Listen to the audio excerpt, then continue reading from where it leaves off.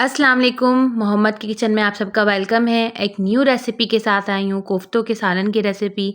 आप ये recipe try कीजिएगा। अगर आपको जूसी सॉफ्ट कोफ्ते बनाने का तरीका सीखना है तो प्लीज़ ये रेसिपी देखिए। आप लोग देख सकते हैं कोफ्ता कितना सॉफ्ट है। इसको एक टच करने से, स्पून के एक टच करने से ये टूट रहा है। ये इतना नरम है कि मुँह में जाके घुल जाएगा। मैंने इस कोफ्ते की रेसिपी को 2 पार्ट में डिवाइड किया है। एक है ग्रेवी की रेसिपी, एक है कोफ्तों की। ये ग्रेवी की रेसिपी है। इसमें आप तेल लीजिएगा, टमाटर लीजिएगा, ज़ीरा, अदरक, लहसुन, प्याज़, नमक, मिर्च, हल्दी, धनिया और गरम मसाला। ये ग्रेवी के लिए है। मैंने बहुत आसान तरीके से ये रिकॉर्ड की है ताकि आप भी इसे बहुत आसान तरीके से बना लें।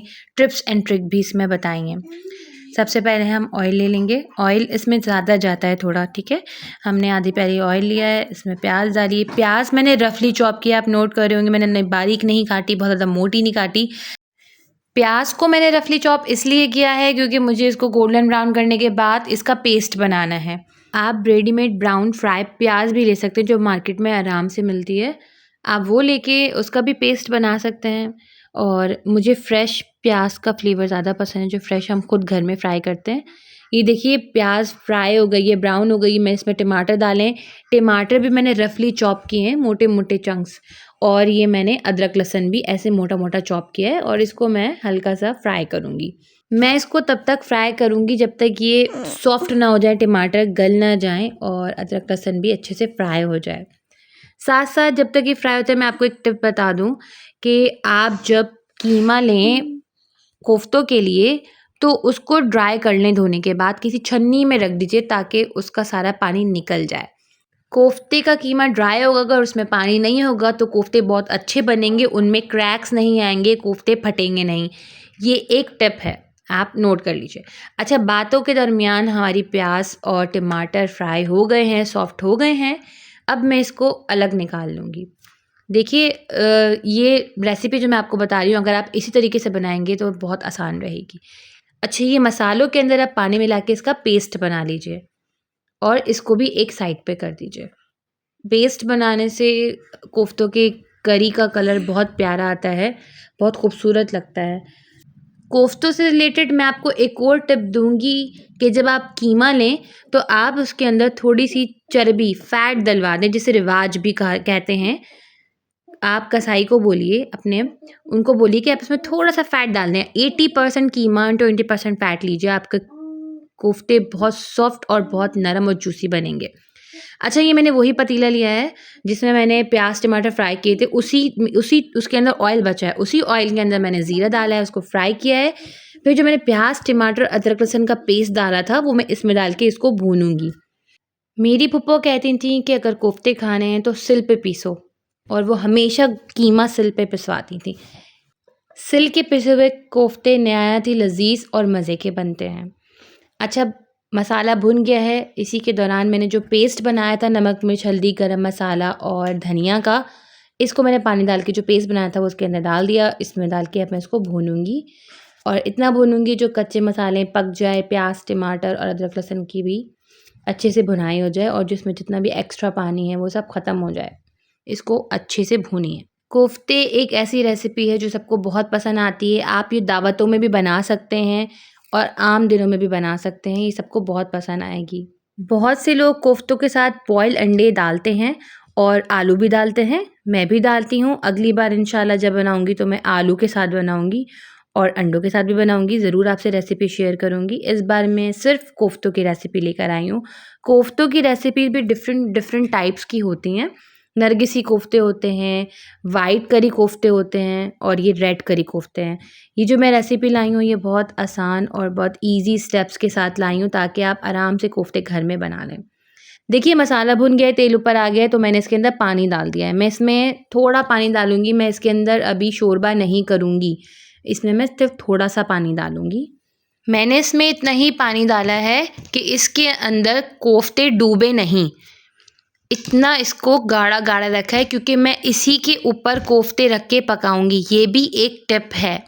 अगर आप इस तरह बनाएँगी जिस तरह मैं बना रही हूँ तो आपके कोफ्ते नहीं टूटेंगे। इसी दौरान आप 2 ब्रेड के स्लाइस ले लीजिए और इसको लेके आप चॉपर में चॉप कर लीजिए और उसको साइड कर लीजिए। देखिए मसाला हमारा गल गया है, तेल ऊपर आ गया है, अच्छे से भुन गया है मसाला, इसकी खुशबू आ रही है। तो अब इसको साइड कर दीजिए। अब हम आते हैं पार्ट 2 की तरफ, ये है कोफ्तों का मसाला। अब आप कोफ्तों के लिए कीमा ले लें। कीमा मैंने बारीक पीसा है चॉपर के अंदर, इतना बारीक के हाथ से उसके रेशे हो रहे हैं। इसमें कीमे के अलावा हरा धनिया, पुदीना, हरी मिर्चें, अदरक, लहसुन, खसखस, चने और प्याज जाएगी। ठीक है जी हाँ, इसमें एक्स्ट्रा खसखस और चने जाएंगे। खसखस और चने से कोफ्तों का जायका इंतहाई लजीज हो जाएगा और चनों की वजह से कोफ्तों में बाइंडिंग भी आएगी। अब हम इनको चॉप कर लेंगे। मैंने पुदीना, अदरक, लहसुन, हरी मिर्चें, प्याज और खसखस और चने एक साथ पीस लिए। मेरी जो मिक्सर है ये छोटा था तो मैंने इसको 2 पोर्शन में करके डिवाइड करके इसको पीसा है। कुछ लोग प्याज को बारीक चॉप करके कोफ्तों में डालते हैं, वो भी मज़े के लगते हैं, वो भी एक अलग रेसिपी है। ये एक अलग रेसिपी है। मैंने इसको चॉपर में बहुत ज़्यादा फाइन चॉप किया है, इक्विवेलेंट टू पेस्ट। पेस्ट की तरह ही है लेकिन पेस्ट नहीं है और बहुत ज़्यादा बारीक चॉप हुआ हुआ है। मैंने बाकी सारा मसाला इसमें डाल दिया है, नमक, गरम मसाला, मिर्चें और ये ब्रेड है जो मैंने आपको बोली थी ना, तो मैंने ब्रेड ली थी कि आप इसको चॉप कर लें, ये ब्रेड भी डाल दिए मैंने। अब ये सब मैं मिक्स कर लूँगी।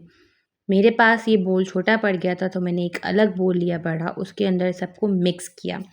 मिक्सिंग बहुत इम्पॉर्टेंट है, आप इसको अच्छे से मिक्स कीजिए।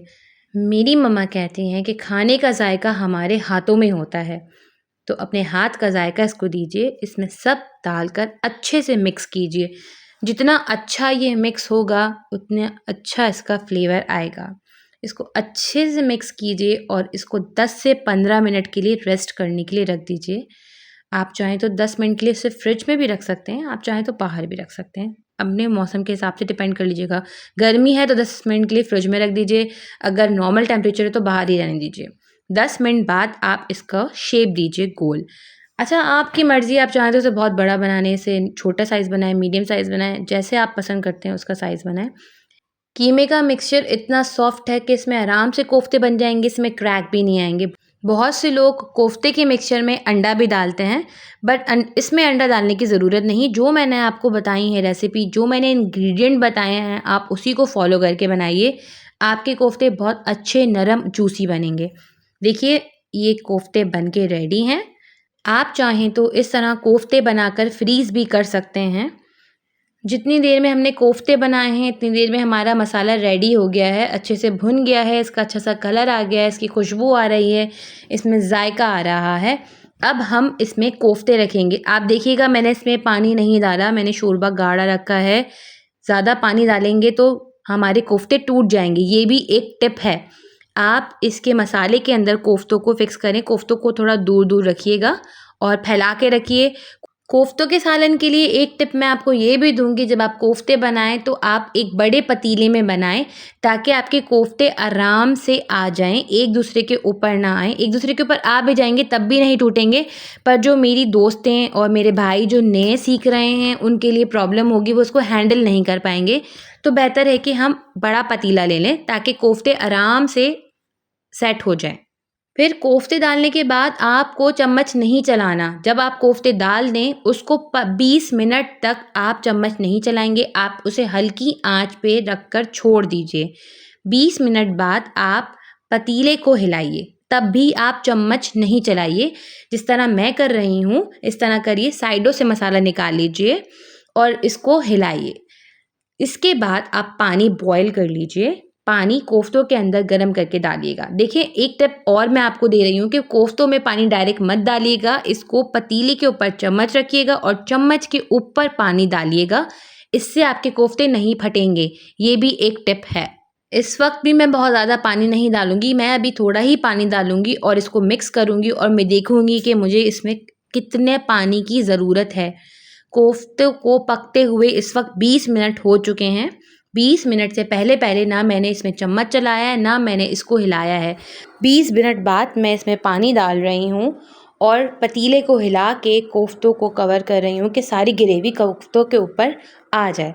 फिर मैंने अपने हिसाब से इसमें पानी डाला है और मैंने देखा है कि मुझे इसमें कितने पानी की ज़रूरत है। आप मेरी रेसिपी ज़रूर ट्राई कीजिए, मुझे बताइए कि आपको कैसा लगी ये रेसिपी। और मैंने बहुत आसान तरीके से आपसे शेयर की है स्टेप बाय स्टेप, और जितनी हो सके जो टिप्स मुझे पता थी, जो मुझे अपनी मम्मा से पता चली, वो मैंने आपको बताई। जो मेरी फुप्पो ने बताई वो मैंने आपको बताई। मैंने एक टिप्स आपसे शेयर की है।